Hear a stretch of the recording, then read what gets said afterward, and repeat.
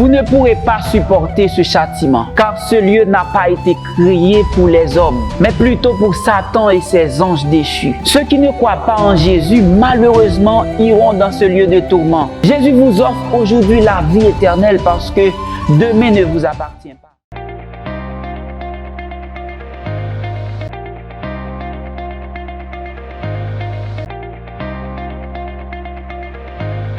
Je vous aime, mais vraiment je vous aime.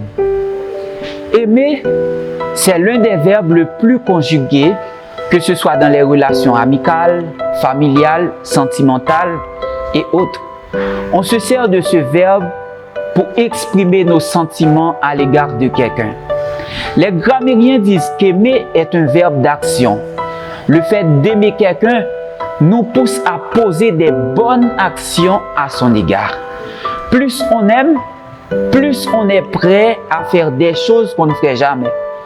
D'ailleurs, l'amour nous pousse même à sacrifier notre vie pour l'autre, car il n'existe pas d'amour sans sacrifice. Il y avait un homme qui vivait dans une communauté avec son fils, où tout le monde partage leurs biens, remplis d'amour les uns pour les autres. Cependant, il établissait des lois qu'il ne fallait pas violer. Et l'une d'entre elles, c'était de ne pas utiliser les choses sacrées à fin personnelle. Sinon, ce dernier serait puni de mort. Un jour, à la tombée de la nuit, un bruit dans le village a éveillé la curiosité du père qui va voir son fils au milieu des habitants du village qu'on va sacrifier. Et pourquoi? Parce qu'il a déplacé un objet sacré. Le papa prend la parole et tout le monde l'écouta attentivement. Il a dit: « Chers habitants du village, je suis conscient que mon fils a violé la loi. Il a malheureusement touché aux objets interdits. Il mérite de subir une peine de mort. Mais écoutez-moi, j'aime tellement mon fils que je vous donne ma vie. Me voici. Sacrifiez-moi à sa place. » Le fils fondit en larmes en voyant son papa s'agenouillant pour mourir à sa place. Cette histoire est une figure qui décrit notre réalité. Le fils fait référence à l'humanité. Le papa, c'est une image du Dieu le Créateur. Et l'objet sacré fait référence à l'arbre défendu dans le jardin d'Éden. Dans Genèse chapitre 2, versets 15 et 16, la parole de Dieu nous dit que l'homme pouvait consommer tous les fruits des arbres du jardin. Mais il y avait une interdiction. L'interdiction, c'était de ne pas goûter à l'arbre de la connaissance du bien et du mal. L'homme n'a pas écouté Dieu et l'humanité est plongée dans une galère. L'homme qui devrait vivre tranquillement sur la terre va être persécuté, car l'homme est devenu méchant, égoïste, jaloux, traître. L'homme qui devrait vivre en pleine santé va être rongé par la maladie, le cancer, le tumeur, en un mot, la souffrance. L'homme qui devrait vivre éternellement sur la terre va faire la connaissance à la mort, car depuis sa vie est limitée. Ses jours sont peu nombreux. Dieu, en regardant sur la terre, voit l'homme séparé de lui, perdu, égaré sous l'emprise du diable, vivant dans la débauche, l'alcool, le plaisir, sous la loi, offrant des animaux en sacrifice pour leurs péchés qui ne pourraient pas être efficaces.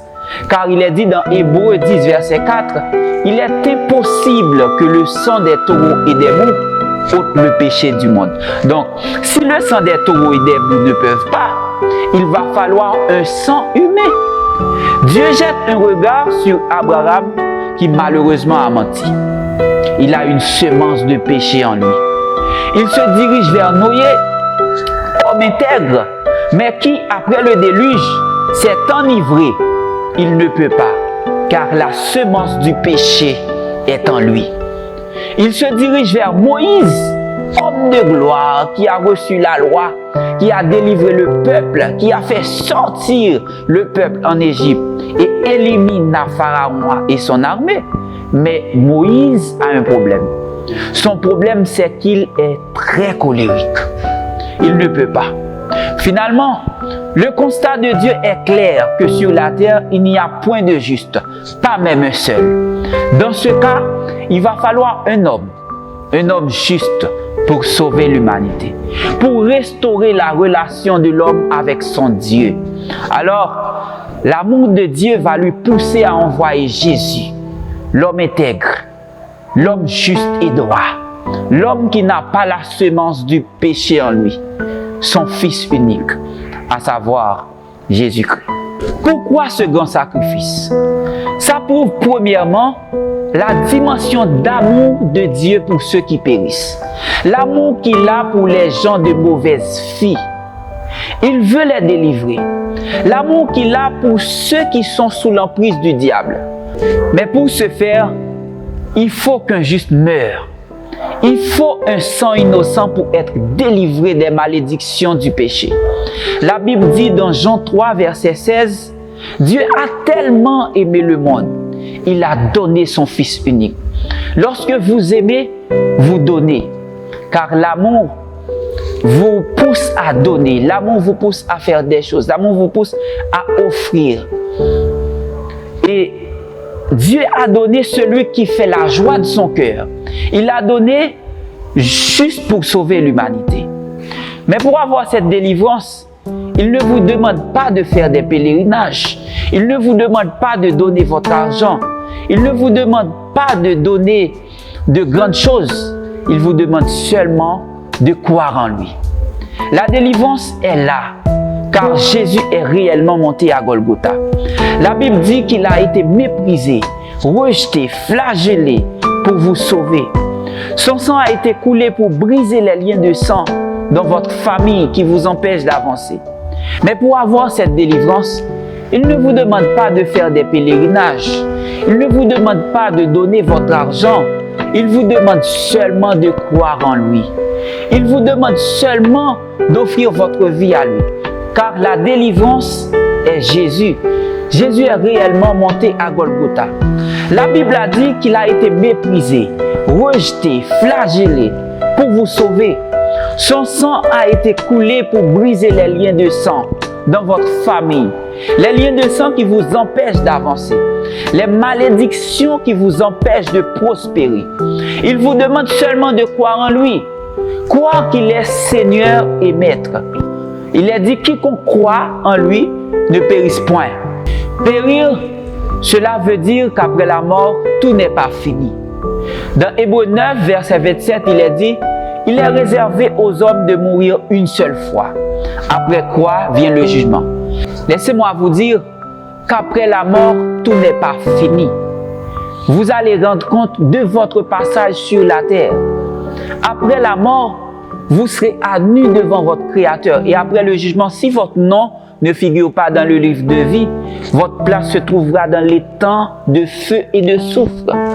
Quel que soit votre niveau intellectuel, quel que soit votre rang social, si votre nom ne figure pas dans le livre de vie, vous serez malheureusement jeté dans les temps de feu et de soufre. Apocalypse 20, verset 15. Vous pouvez dire que l'enfer n'existe pas parce que vous ne voyez pas ce mot écrit dans la Bible. Vous avez raison. Cependant, on voit que le lieu réservé pour les incrédules se nomme ténèbres du dehors, lieu des pleurs et des grincements de dents, fournaise ardente, feu de la géhenne, feu qui ne s'éteint point. Dans Matthieu 13, versets 49 et 50, il est dit, il en sera de même à la fin du monde. Les anges viendront séparer les méchants d'avec les justes, et ils les jetteront dans la fournaise ardente, où il y aura des pleurs et des grincements de dents. Efforcez-vous pour vous échapper de cette condamnation. D'ailleurs, Jésus est mort pour vous. Vous ne pourrez pas supporter ce châtiment, car ce lieu n'a pas été créé pour les hommes, mais plutôt pour Satan et ses anges déchus. Ceux qui ne croient pas en Jésus, malheureusement, iront dans ce lieu de tourment. Jésus vous offre aujourd'hui la vie éternelle parce que demain ne vous appartient pas. La vie éternelle est le don que Dieu donne à ceux qui croient en lui, à ceux qui sont nés de nouveau. La vie éternelle vous donne non seulement la garantie de ton éternité bienheureuse, mais également une nouvelle vie. Une vie qui vous libère de la puissance du péché et de Satan. Une vie qui vous connecte à nouveau avec ton Créateur. Parce que dans le jardin d'Éden, nous étions séparés de Dieu. Et c'est la raison pour laquelle Jésus a donné sa vie à Golgotha. Dieu a pris à cœur ce sacrifice. Et ce sacrifice ne sera pas en vain. C'est pourquoi l'homme sera sans excuse dans le jugement dernier. C'est pourquoi l'homme sera sans excuse. Si les humains ont la capacité de créer des caméras, de faire des prises de vue pour conserver, on peut aujourd'hui regarder la Première Guerre mondiale, la Deuxième Guerre mondiale. On peut regarder Hitler, les grands, et pour Dieu, notre Créateur. Et pour Dieu qui a créé les êtres humains. Et pour Dieu qui a donné l'homme à l'homme la connaissance. La connaissance, la science. On a vu la science, les grands philosophes. Ce Dieu-là, c'est devant ce Dieu-là que vous tous vous comparaîtra. Vous serez devant Dieu. Et la Bible a dit, Dieu vous jugera pour vos fautes cachées. Vous avez une opportunité. Laquelle? L'opportunité, c'est qu'en ce moment, vous pouvez vous repentir. Vous pouvez faire une confession. Si vous confessez vos péchés, la Bible a dit, il est fidèle et juste pour vous pardonner et pour vous purifier de toute iniquité. Et si vous voyez à Golgotha, le sang de Jésus a coulé. Ce sang est efficace pour supprimer, pour effacer votre péché. Ce sang est efficace pour supprimer. Parce que Dieu connaît les temps d'ignorance. Quel que soit le péché, l'auteur a dit, le sang de Christ l'efface. Saisis l'opportunité de confesser Jésus. Saisis l'opportunité d'avoir la vie que Dieu vous donne en Jésus-Christ. Saisis l'opportunité de restaurer votre vie. N'attendez pas la mort. N'attendez pas la maladie. N'attendez pas l'Alzheimer. Saisis l'opportunité là où vous êtes de vous adresser à Dieu, votre Créateur. Sinon, vous pouvez nous contacter à ces numéros que vous voyez au bas de l'écran. Nous sommes disponibles pour vous écrire, pour vous parler. Nous sommes disponibles pour prier pour vous. Que Dieu vous bénisse. Merci de nous avoir suivis. À la prochaine. Vous voulez donner votre vie à Jésus-Christ? N'hésitez pas à nous contacter au 46 10 19 68. Pour une grande moisson d'âme à travers le monde, vous pouvez nous aider financièrement. Pour faire vos dons, écrivez-nous au 41 10